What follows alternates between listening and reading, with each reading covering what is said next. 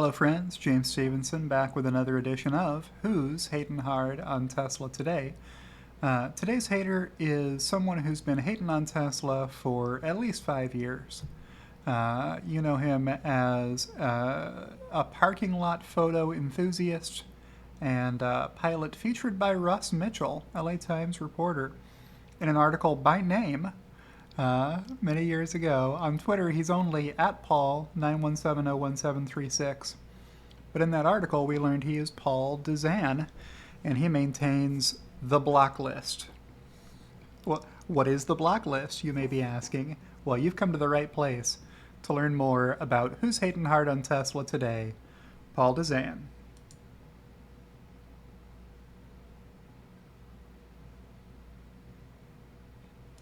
Oh, yeah, so that's my fancy animation for who's hating hard on Tesla today, which is also a joke. Sometimes people don't get jokes. Um, that's. It's a stupid joke, but it's a joke.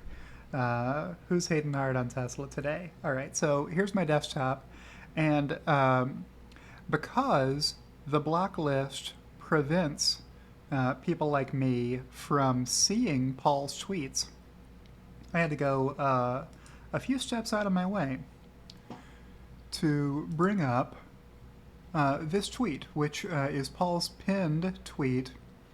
MP block list update, 14,683 accounts. Listen to the vet masochists.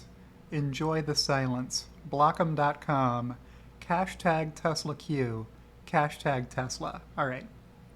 There's a lot going on here already, and we're not even to the retweet yet. But what this is saying is the guy set up a list of Twitter accounts at block'em.com where you're allowed to set up any custom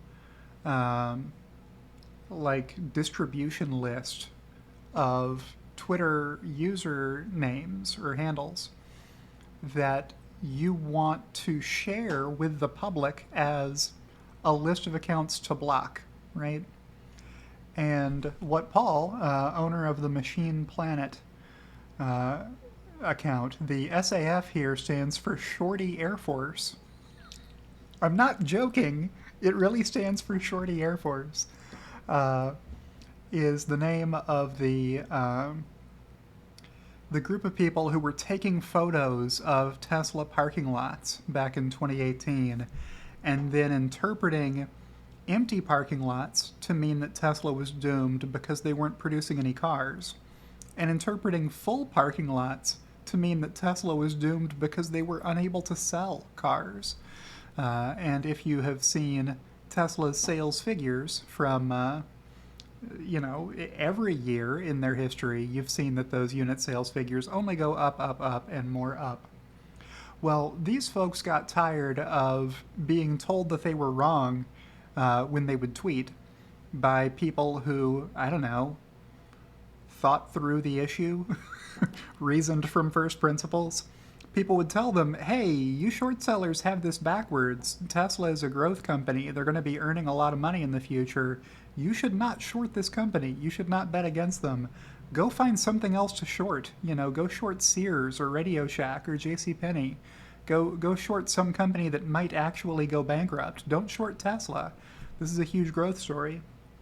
But they didn't want to hear that. So what Paul took upon himself to do was to create this block list of anybody who said nice things about Tesla the company or Elon Musk as a person, or otherwise gave them trouble. Anybody who would reply to their tweets and say, hey, you guys are wrong and here's why, they would get added to this block list, which now has 14,683 users on it. You are likely on this list as a watcher of my video if you use Twitter very much at all, or reply to people telling them why their short thesis is in a lot of trouble.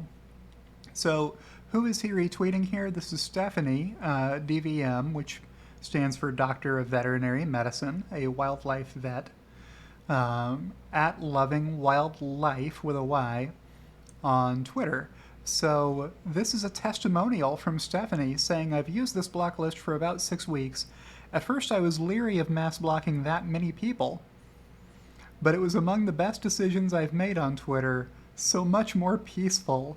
Only had to unblock a handful. So even after you block everybody on this list, you can go back through and turn some of these accounts back on who Paul judged that you ought to block.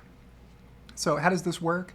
People actually tag Paul in their replies to people who give them trouble.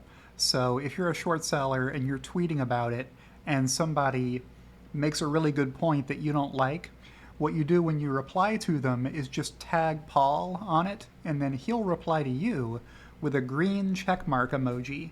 And what that means is I have added that person to the block list. So nobody ever has to have them reply to their tweets ever again and hear why they're wrong. So what is the cumulative effect for the people who use this block list? It cuts off negative feedback, right? It stops them from being able to hear the opinions from people who disagree with them, right? Which is not always what you want when you're trying to invest your money. When you're trying to make money, what you want is more information, not less information, but this is an information vacuum or an echo chamber. And Stephanie replied here, "It's so much better. Thank you for doing the work and keeping it up. Enjoy the silence." So the silence is the lack of information from people explaining why your bear thesis is in a lot of trouble, and it's the reason why Tesla short sellers have lost over $40 billion in the past 5 years. Ouch. And that is likely to continue into the future for those who are still betting against Elon Musk, which is not something you should do. So that concludes today's episode of Who's Hatin' Hard on Tesla Today.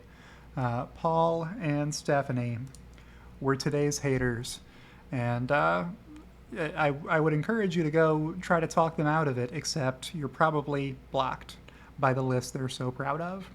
Alright folks, if you've enjoyed today's video, click the like button. If you want to see more videos like this, you can click subscribe, and that helps out my channel. And there's a notification bell you can click if you want to know when I make new videos public, so you can watch them right away. And I will see you in the next one.